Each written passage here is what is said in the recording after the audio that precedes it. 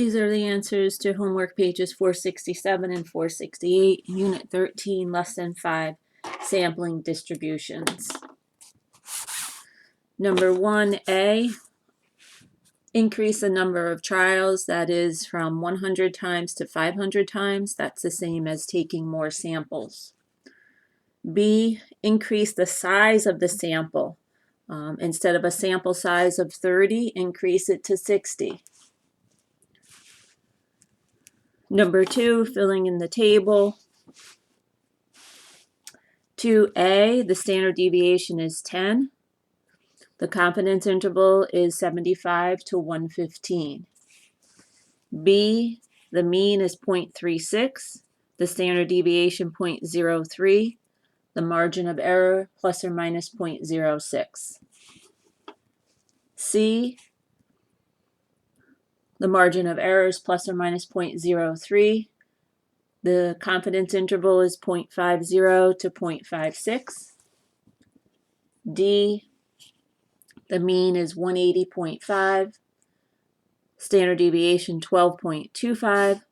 Margin of error plus or minus 24.5. Page 468. Number 3A. Number of dots to cut off each tail is 2.5.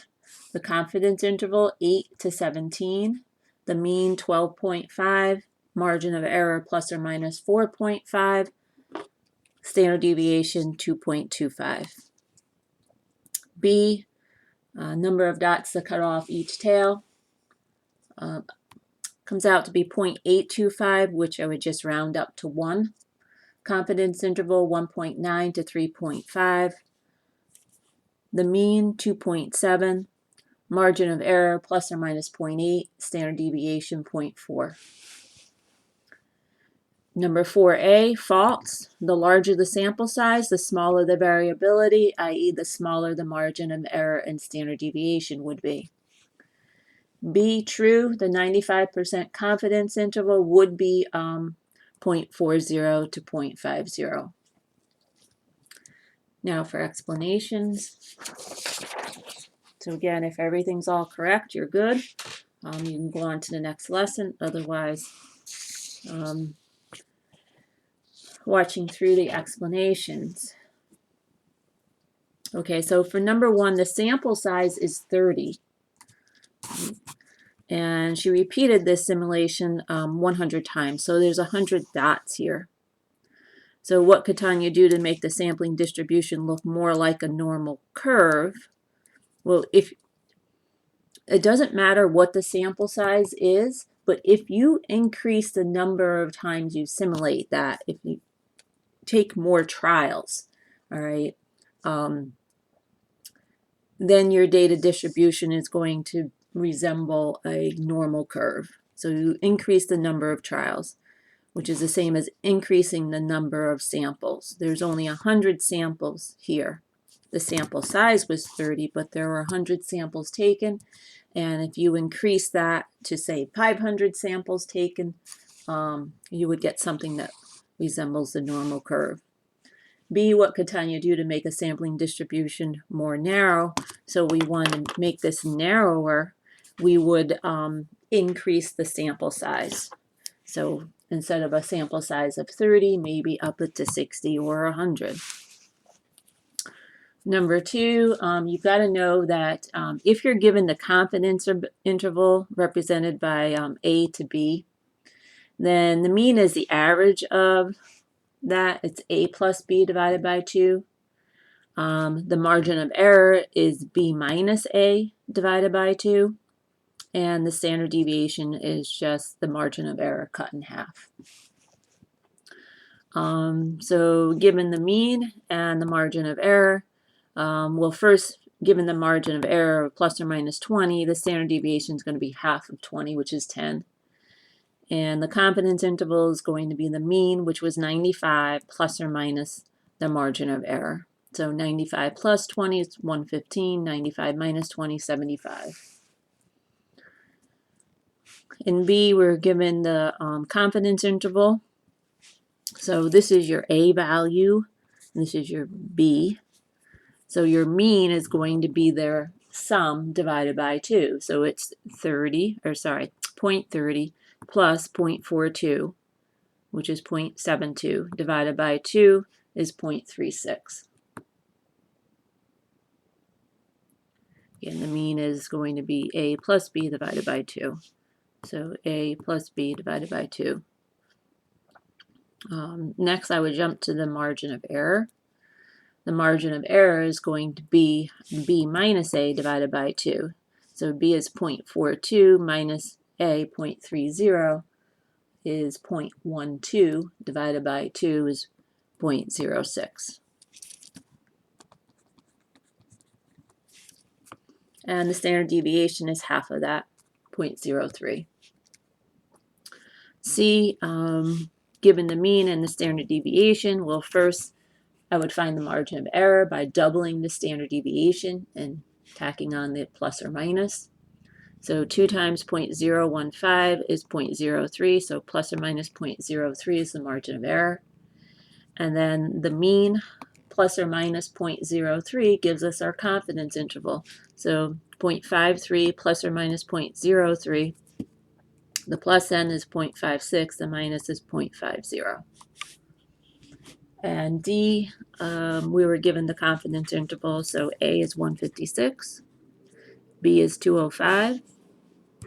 The mean is going to be their average, so we add them. 156 plus 205 divided by 2 is 180.5. Next, I would go to the margin of error. It's going to be,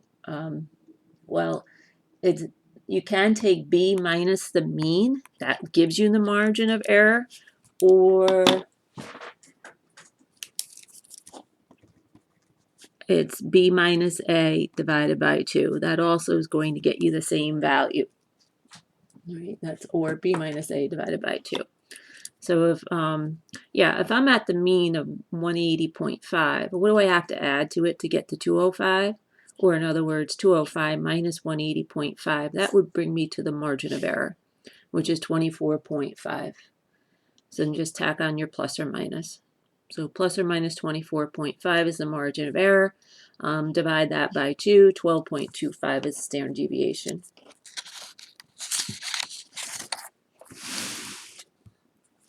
Number 3A, estimate a confidence interval, mean, margin of error, standard deviation of each of the following dot plots. Okay, so there's 100 samples here. We don't know the sample size. We don't need to know the sample size, but there's 100 samples, so there's 100 dots. So dots that cut off each tail, we do 2.5% of the 100. And 0.025 times 100 is 2.5. So we want to cut off 2.5. So you can cut off, I just cut off 2 from each end. If you went from 3 from the right end and 2 from the left end, or 2 from the right end, 3 from the left end, that would be fine as well. Either way, you still end up with a confidence interval of 8 to 17. The mean is midway between there, so you add 8 plus 17 is 25, divided by 2 is 12.5. The margin of error is 17 minus 8 divided by 2, which is 4.5. Add on the plus or minus. And the standard deviation is half the margin of error. So 4.5 divided by 2 is 2.25. B, there are 33 samples, so there's 33 dots here. So dots that cut off each tail would be 2.5% of 33. So 0.025 times 33 is 0.825. So I rounded up to 1. So I took off 1 from each tail. And that leaves us with a confidence interval of 1.9 to 3.5. And the mean is the average of these two. So 1.9 plus 3.5 divided by 2, which is 2.7. The margin of error, I probably simply said to myself, okay, 2.7 plus what brings me to 3.5? And that's 0.8. So the margin of error is plus or minus 0.8, and the standard deviation is half of that, which is 0.4. The smaller the sample size, the smaller the margin of error. No, that's false. The larger the sample size, the more tightly clustered your data would be, right? The spread would not be that wide when you have a larger sample size. So the smaller the sample size, the smaller the margin of error. And that is false. The smaller the sample size, the greater the margin of error would be. And B, yeah, that was true. And the 95% confidence interval is the mean of 0.45 plus or minus the margin of error, 0.05. So 0.45 plus 0.05 is 0.50. 0.45 minus 0.05 is 0.40. So the confidence interval is 0.40 to 0.50. So the true population proportion is likely between 0.40 and 0.50 is true.